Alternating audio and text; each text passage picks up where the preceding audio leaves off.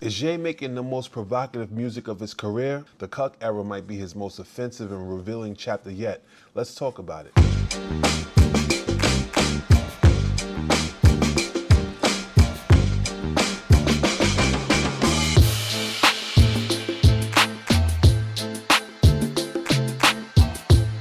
What's good, y'all? It's your man Lighthouse, and you're now tuned into another episode of Everything for Everybody. And today we're going to be exploring Ye's Cuck project. It's an unofficial release, but as a longtime Ye fan, I wanted to share my thoughts and try to unpack the meaning behind it. We already talked about Bully, which I thought was a solid entry in Ye's recent crash out era, but Cuck takes things a bit further. Ye is an icon, no debate about it, right? He built a legacy out of genre-bending innovation, bold production, and cultural risk-taking.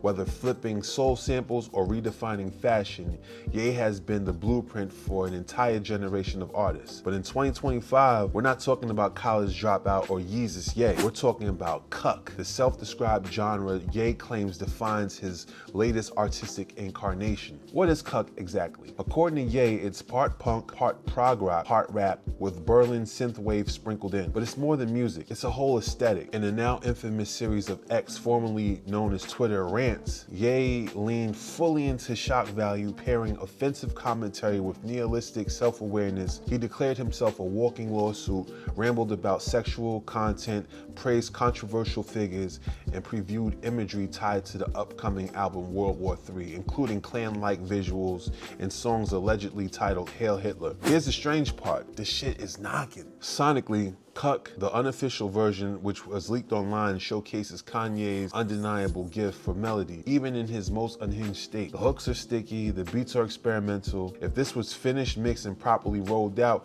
we might be calling it one of the most polarizing and controversial records in hip-hop history. But artistry aside, something is off. Kanye, or Ye as we should call him, seems caught in his own villain origin story, fueled by feelings of betrayal, custody battles, and perceived censorship. He's lashed out at former allies, embraced offensive ideology, and painted himself as an anti-hero who can't play the game anymore. Some fans argue he's just pushing limits to test censorship boundaries, exposing how society selectively silences certain voices, specifically when black artists speak beyond approved narratives. Others say he's lost the plot. As a lifelong Ye fan, I'm torn. I want to believe there's a method to the madness, that Cuck is performative art with a point, but when shock overshadows substance, even brilliance can get buried. I don't worship celebrity, and I'm not here for every public breakdown. I'm here for the music. And while I still respect his artistry, the self-deprecating offensive Ye, I don't know, man. I'm gonna be over here waiting for the actual fly shit. I'm gonna wait till he get back to who he is, because this shit, it's like, come on, man.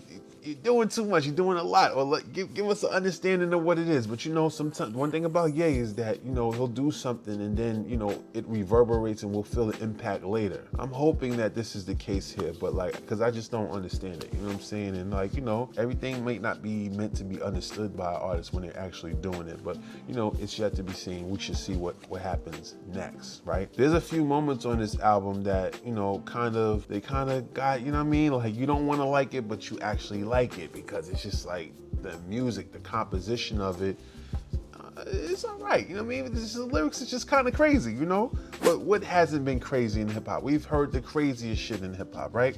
This just happens to be crazy in a different arena. This shit is offensive as fuck. And yet the production, impressive. That's the Ye paradox. Then there's the Hail Symphony, the instrumental to Hail Hitler, that really leans into his ability to make sonically magnetic material. One track that genuinely caught me off guard was Lonely Roads Still Go to Sunshine, featuring King Combs. It opens with a surprising exchange between Ye and Diddy over a phone call, and Puffy thanking Ye for looking out for his kids. That's a wild full circle moment, especially considering Ye once publicly called Puff a fed for trying to intervene during one of his past media spirals. Now, in a twist nobody saw coming, Ye appears to be supporting Puff during his own legal turmoil, reportedly setting up a revenue stream for Diddy's children while he stands trial. Ye even made the claim that Puffy isn't allowed to make or collect money while he's locked up. Say what you want to say about Ye, but stepping in to help a fellow cultural icon while the rest of the world writes him off, that's a rare move and a noble one at that. In some ways, maybe that's the war Ye thinks he's fighting. trying to work within the system while actively pushing against it. But the execution, it's chaotic, it's emotional, and often hard to follow. So instead of getting the credit for moments of integrity, he just gets dismissed as unstable. That's the most sense I can make of it, at least for now, you know? Now look, whether Puff abused his blessings or not is a conversation for another day. And trust, I plan on having it because Puffy is like one of the people that I looked up to back in the day. Before I learned about any of this nefarious activity that he's involved in, Puff was someone that I looked up to. I'm sure most of us did, you know, like he represented, you know, black success. He had a record company, he had a clothing line, and he had his own alcoholic brand, you know, like he just did a lot of things that made you want to aspire if you were on a capitalistic path, you know what I mean? Puff gave us Mary J. Blige, he gave us Biggie Smalls, Mace, you know, he's responsible for a lot, but now he's going through it, you know, and you know, the lifestyle that he lives is mad unsavory. I wouldn't want to know about it. It's none of my business, really, you know what I mean? It's none of no one's business besides the people that's involved or whatever, but I try to stay as objective as possible. So there you have it. I gave Cuck a listen. I definitely don't think it's a body of work that's worth upholding within his legacy of greatness. This music should have just been something that he just recorded to get some frustration out and just kept that shit in a vault or a time capsule and just release it maybe 50 years or just never release it at all. Sometimes as an artist, you can create music just to get your frustrations out, but it's probably not best to leave it for public consumption, you know what I mean? And you know, Ye has this tendency to, he's very egotistical in the sense that he just wants to, you know, he feels like all his ideas are great, you know? He has great ideas, but everything ain't great, you know? And like this, you know, it's like, come on, bro, like, this shit is like, I don't know, man. This is not a good moment for my appreciation of Ye, you know what I mean? I don't like it. I don't want to talk bad about him, you know what I mean? Because he's given me so much. He's given us so much. But that's my time, y'all. I would love to hear y'all thoughts about Ye. Like, stink it up in the comments. Like, if you don't like what I'm saying, or if you agree with what I'm saying, or just whatever you feel, let me know in the comments. I just want to have the dialogue. I want to talk to y'all about what this project is. You know, how do you feel about it? You know, is it offensive to you? How do you feel about it? That's really just what I want to know. I just want to have the conversation, you know what I'm saying? So, you know, once again, I thank everyone for tuning in.